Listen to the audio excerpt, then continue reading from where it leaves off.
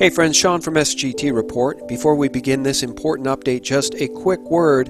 Use the Brave browser. It's more than 2 times faster than Google's Chrome, and it will never ever spy on you like evil Google's Chrome does and other browsers do. And the Brave browser has a built-in ad blocker. You will absolutely love it. It's free, it's fast. Download it now, install it on your computer, and start using it. I'll leave the link below. Okay guys, let's begin this important update. Follow the money, then arrest George Soros.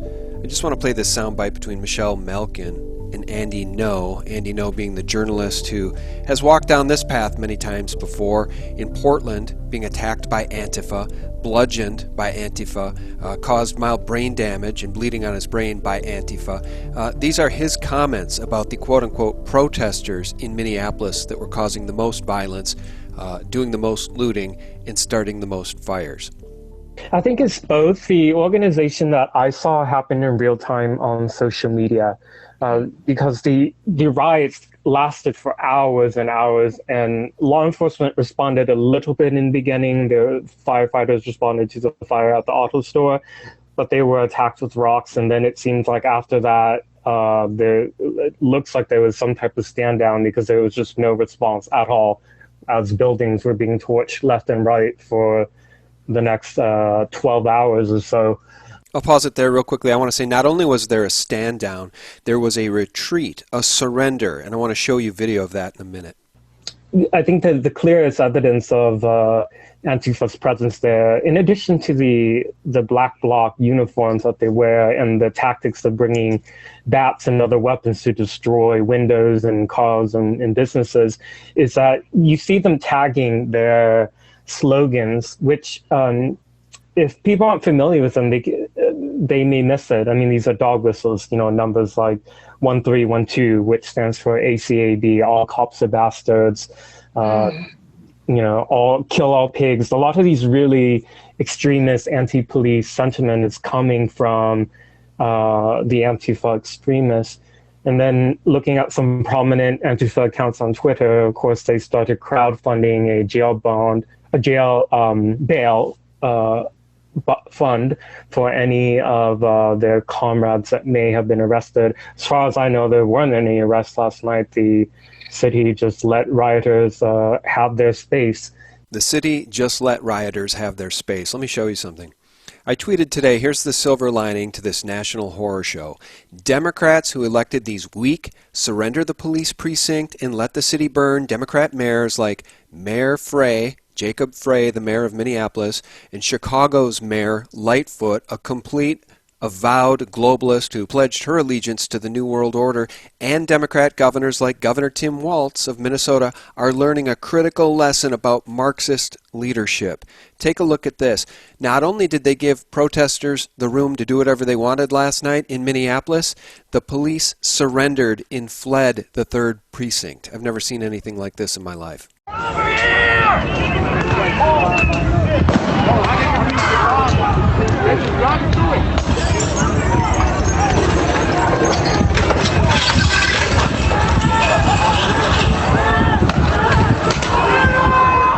Give me a break. Can you even imagine surrendering the police precinct and fleeing and running down the street?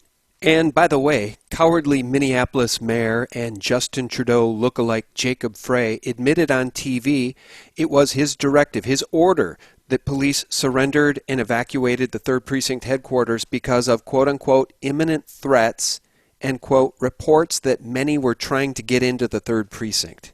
His exact words. And this is what you get with a Marxist, liberal, Democrat mayor and a Marxist, liberal, Democrat governor. And by the way, tonight in Minneapolis and St. Paul, the National Guard is nowhere to be seen. It's absolute insanity. The media in Minneapolis last night was beside themselves, saying things like, we've never seen this before in our lives. Where is the National Guard? Where is the police response? They demanded Governor Walz come on TV and explain himself, calling him an abject failure. And then today he addressed the media and apologized for his abject failure. This is what you get when you elect liberal, Marxist Democrats. By the way, Keith Ellison of Minnesota, take a look at the famous picture of him holding up the Antifa playbook. These people are bought and paid for by George Soros and non-governmental organizations. They're Marxists and they're traitors to the United States and the Constitution. They're traitors to the rule of law. And who's being damaged? Who's being hurt by all of this looting and the gutting of businesses? Real people, people who need those jobs. And I also noted today, isn't it interesting that video evidence of agent provocateurs is always ignored by mayors, governors, police, and the mainstream media? We the people have to root this stuff out every single time, just like they won't tell you the truth about NATO and Operation Gladio. Follow the money, then arrest Soros. And I said the same exact thing tonight to our president. When masked mobs reach the White House front door, it may be time for Donald Trump, Rudy Giuliani, and Attorney General Barr to follow the money as it pertains to the most violent groups and then arrest Soros. By the way, if you haven't seen the mumbling, tired fool Joe Biden on The View, this is the moment even the sycophantic liberal women at The View came to know this dude can't be president. Done anything in approaching a woman that has been, other than trying to bring solace. I'm used to, one of your staff was, I think it's really important we listen. Whether I sit down next to somebody and it's not invited to sit down. So that's my responsibility. I have to be more aware, and it's totally legitimate. But anyway, I think it's legitimate, and I think it is, and to anyone. But I don't think anyone's ever said. But they have also said we'd like an apology. If you had a hard time understanding him, it only got worse, and the guy wants to be president. Meanwhile, we have these idiots, these snowflakes, in front of the White House tonight, threatening to breach the gates, breach the fence of the White House. I wrote tonight, tase and arrest these protesters, these rabble-rousers, these Antifa wannabes. Anyone who breaches the White House fence can be shot. Perhaps violent libtards don't understand that part yet.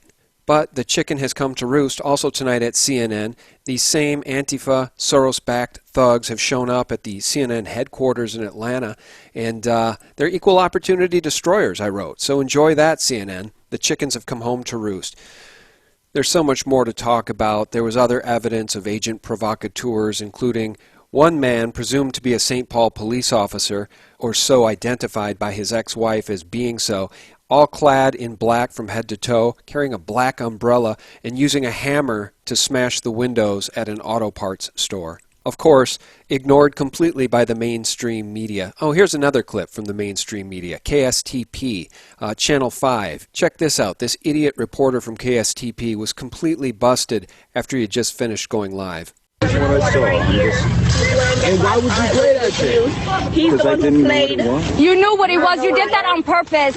You just destroyed it. You destroyed a peaceful protest. Why did you do that? An innocent man died. These are the same people that say, look to us for real news in a time where things are confusing. Don't go to the internet for your news. Trust us. Come to Channel 5, KSTP. And the reporter on the scene was playing gunfire on his phone while reporting live, trying to make things look worse than they were. I'll leave you guys with this. As I tweeted last night, these aren't protests. It's a purge-style plundering. And these people are sick, but they're also promoted and in many cases funded and brought in from places like Chicago by groups funded by George Soros. Rioters in Minnesota blast audio from the purge on a loudspeaker last night. Any and all crime, including murder, will be legal for 12 continuous hours. Police, fire, and emergency medical services will be unavailable until tomorrow morning at 7 a.m. when the purge concludes. Blessed be our new founding fathers and America, a nation reborn. When Q says these people are sick, he ain't messing around. And here's the last thing. Michael Moore, one of the sickest of the sick, writing, good citizens burning down the evil police precinct in Minnesota after police were out and safe. All police should go home. No violence, please. Police HQ must be demolished by the city tomorrow as a show of contrition to black people. Rebuild the police department with decent, kind people, a.k.a. people of color. To which I responded, Mike stands with Soros-backed Antifa. Don't be like Mike. Well, this is what they want, friends. It is the final card to play. Try to cause a race riot. from sea to shining sea and burn down the cities one by one. We know their playbook and we know the bad actors. It's time to make arrests. And for real news, 24/7, stay away from KSTP in Minneapolis and come directly to sgtreport.com, the antidote to corporate propaganda. God bless. Bye-bye.